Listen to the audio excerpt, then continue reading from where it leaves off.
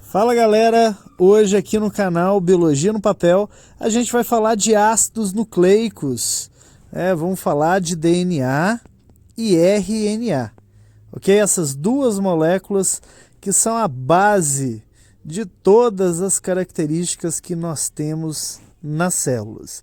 Esse assunto é introdutório, porque depois a gente vai falar sobre dogma central da biologia molecular. Mas antes a gente precisa conhecer a estrutura de DNA e de RNA e o que diferencia um do outro. Beleza? Vamos lá, vamos começar com um conceito muito básico de DNA e RNA.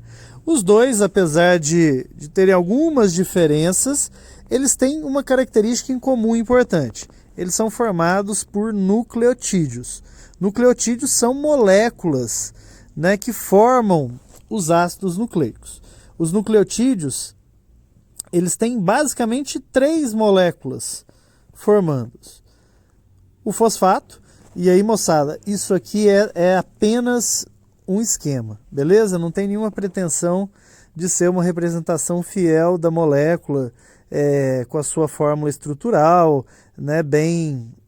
bem colocadinho aqui. O pessoal da química orgânica às vezes vai ficar chateado comigo de fazer aqui um esquema que às vezes não corresponde muito com a realidade. Mas isso aqui é para ser didático, beleza?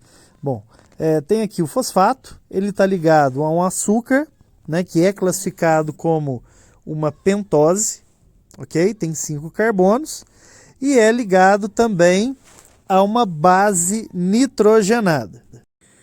Então, o fosfato ligado a uma pentose, ligado a uma base nitrogenada.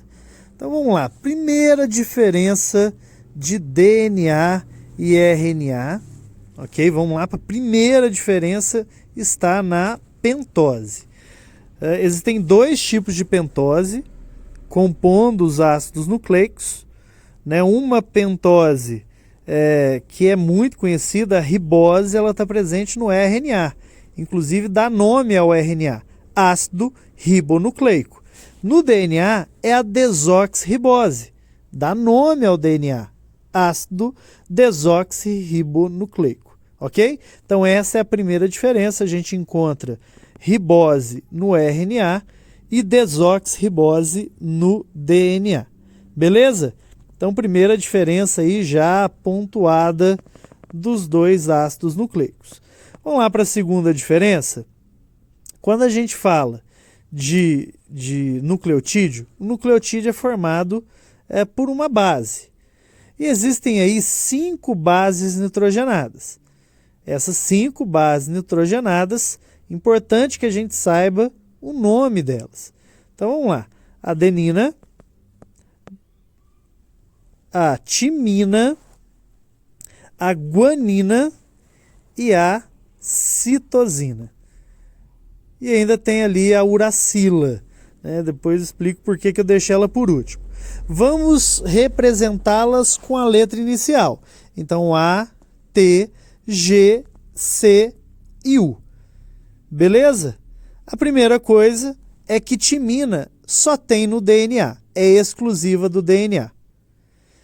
Enquanto a uracila é exclusiva, só tem no RNA. Então, se a gente pensar, o DNA tem A, T, G e C. Enquanto o RNA tem A, U, G e C. Então, T só tem no DNA, U só tem no RNA. Beleza? Então, essa é uma característica importante. Essa diferença costuma aparecer. Se tiver uma tabela com U, você sabe que é de RNA. Se tiver o T, você sabe que é do DNA.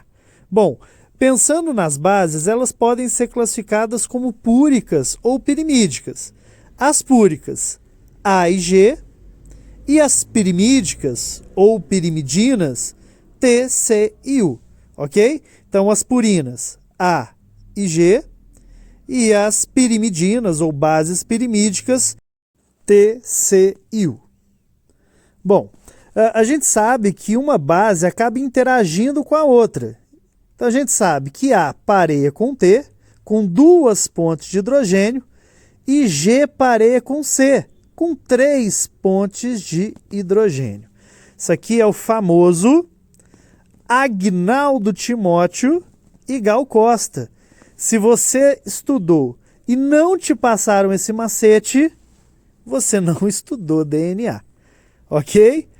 Bom, graças à interação dessas bases, é que o DNA ele se sustenta como fita dupla, ok? O DNA em geral, exceção de alguns vírus, tem 2 fitas entrelaçadas, enquanto o RNA em geral é fita simples, exceção também de alguns vírus que têm RNA de fita dupla. Vamos aplicar isso aqui? Considere um exercício simples, para a gente saber proporção de bases. Considere um DNA em que 20% das bases é de timina. Qual a porcentagem de guanina? Questão simples, já apareceu no Enem. Vamos lá, vamos usar essa regrinha? Agnaldo Timóteo, Gal Costa. Se tem 20% de T, tem 20% de A. 40%, 20 mais 20. Sobram 60%. A gente divide 30 para cada uma das bases. 30 para G, 30 para C. Beleza?